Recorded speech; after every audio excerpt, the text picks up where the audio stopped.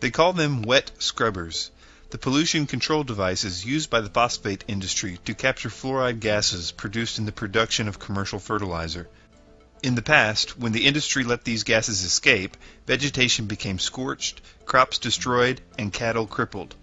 Today, with the development of sophisticated air pollution control technology, less of the fluoride escapes into the atmosphere, and the type of pollution that threatened the survival of some communities in the 1950s and 60s is but a thing of the past, at least in the U.S. and other wealthy countries. However, the impacts of the industry's fluoride emissions are still being felt, although more subtly, by millions of people who for the most part do not live anywhere near a phosphate plant. That's because after being captured in the scrubbers, the fluoride acid, hydrofluorosilicic acid, a classified hazardous waste, is barreled up and sold, unrefined, to communities across the country.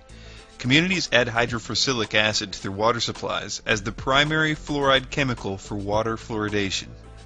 Even if you don't live in a community where fluoride is added to the water, you're still getting a high dose of it through cereal, soda, juice, beer, and any other processed food and drink manufactured with fluoridated water.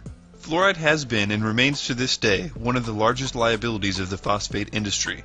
The source of the problem lies in the fact that raw phosphate ore contains high concentrations of fluoride, usually between 20,000 and 40,000 parts per million, equivalent to 2 to 4% of the ore.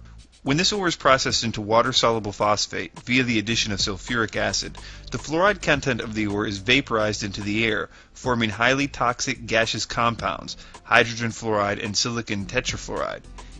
In the past, when the industry had little, if any, pollution control, the fluoride gases were frequently emitted in large volumes into the surrounding communities, causing serious environmental damage.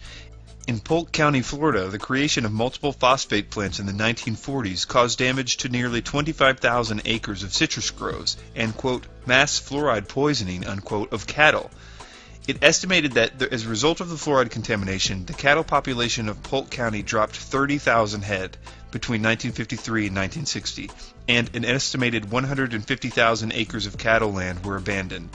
Damage to vegetation and livestock caused by fluoride emissions from large industry has resulted, as one might expect, in a great deal of expensive litigation. In 1983, Dr. Leonard Weinstein of Cornell University stated that certainly there had been more litigation on alleged damage to agriculture by fluoride than all other pollutants combined. While Weinstein was referring to fluoride pollution in general, his comments give an indication of a problem facing the phosphate industry, one of the most notorious emitters of fluoride in the early days. So too does an estimate from Dr. Ewan Groth, currently a senior scientist at Consumers Union. According to an article written by Groth, fluoride pollution between the years 1957 to 1968, quote, was responsible for more damage claims against industry than all 20 nationally monitored air pollutants combined. According to Hodge and Smith in 1977, the primary reason for the litigation against fluoride emitters was the, quote, painful, economic, disastrous, debilitating disease that fluoride causes to livestock. Lilly in 1970 said, quote, airborne fluorides have caused more worldwide damage to domestic animals than any other air pollutant. Due to the inevitable liabilities that fluoride pollution presented, and to the increasingly stringent set of environmental regulations, the phosphate industry began cleaning up its act.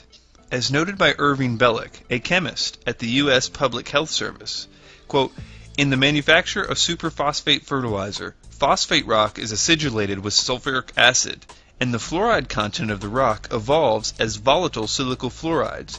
In the past, much of this volatile material was vented to the atmosphere, contributing heavily to pollution of the air and the land surrounding the manufacturing site. As awareness of the pollution problem increased, scrubbers were added to strip particulate and gaseous compounds from the waste gas. Considering the great demand among big industry for fluoride chemicals as a material used in a wide variety of commercial products and industrial processes, the phosphate industry could have made quite a handsome profit selling its fluoride wastes to industry. This was indeed the hope of some industry analysts. However, the U.S. phosphate industry has thus far been unable to take advantage of this market. The principal reason for this failure stems from the fact that fluoride captured in the scrubbers is combined with silica. The resulting silica-fluoride complex has in turn proved difficult for the industry to separate and purify in an economically viable process. As it now stands, silicofluoride complexes, hydrofluorosilicic acid and sodium silicofluoride, are of little use to industry. Thus, while U.S. industry continues to satisfy its growing demand for high-grade fluoride chemicals by importing calcium fluoride from abroad, primarily Mexico, China, and South Africa, the phosphate industry continues dumping large volumes of fluoride into acidic wastewater ponds that lie at the top of mountainous waste piles which surround the industry.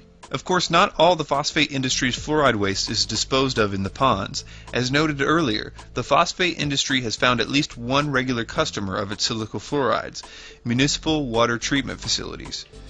According to recent estimates, the phosphate industry sells approximately 200,000 tons of silicofluorides, hydrofluorosilicic acid, and sodium silicofluoride to U.S. communities each year for use as water fluoridation agents. In 1983, Rebecca Hanmer from the U.S. Environmental Protection Agency described the policy of using phosphate industry's silicofluorides for fluoridation as follows, quote, "In regards to the use of fluorosilicic acid as the source of fluoride for fluoridation, this agency regards such use as an ideal solution to a long-standing problem.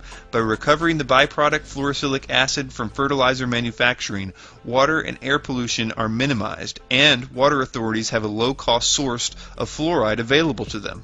Another EPA official, Dr. J. William Hersey, the current Senior Vice President of EPA Headquarters Union, recently expressed a different view on the matter. According to Hersey, quote, "If this stuff gets into our air, it's a pollutant. If it gets into a river, it's a pollutant. If it gets into a lake, it's a pollutant. But if it goes right into your drinking water system, it's not a pollutant? That's amazing. There's got to be a better way to manage this stuff." Adding to Hersey's concerns are three recent findings.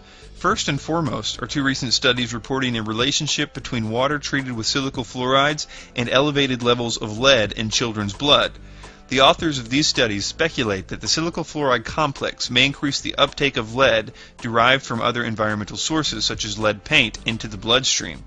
The second finding is the recent and quite remarkable concession from the EPA that despite 50 years of water fluoridation, the EPA has no chronic health studies on silicofluorides. All safety studies on fluoride to date have been conducted using pharmaceutical-grade sodium fluoride, not industrial-grade silicofluorides. The defense made by the agencies promoting water fluoridation, such as U.S. Centers for Disease Control, to the lack of studies is that when the silicofluoride complex is diluted into water, it dissociates into free fluoride ions, or fluoride compounds, and thus the treated water, when consumed, will have no remaining silicofluoride residues. This argument, while supported by a good deal of theoretical calculation, is backed by a notable lack of laboratory data. Moreover, a recently obtained and translated PhD dissertation from a German chemist contradicts the claims. According to the dissertation, not only do the silicofluorides not fully dissociate, the remaining silicofluoride complexes are more potent inhibitors of chloranesterase, an enzyme vital to the functioning of the central nervous system.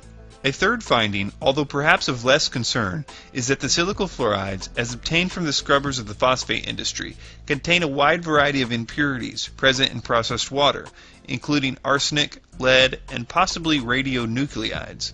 While these impurities occur at low concentrations, especially after dilution into water, their purposeful addition to water supplies directly violates EPA public health goals.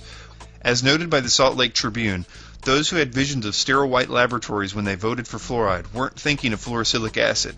Improbable as this sounds, much of it is recovered from the scrubbing solution that scours toxin from smokestacks at phosphate fertilizer plants. Silicofluorides corrode glass. They have never had a study done on human beings before, and they are added directly to our water supplies. Go to fluoridealert.org for more information and references to everything that I've said here.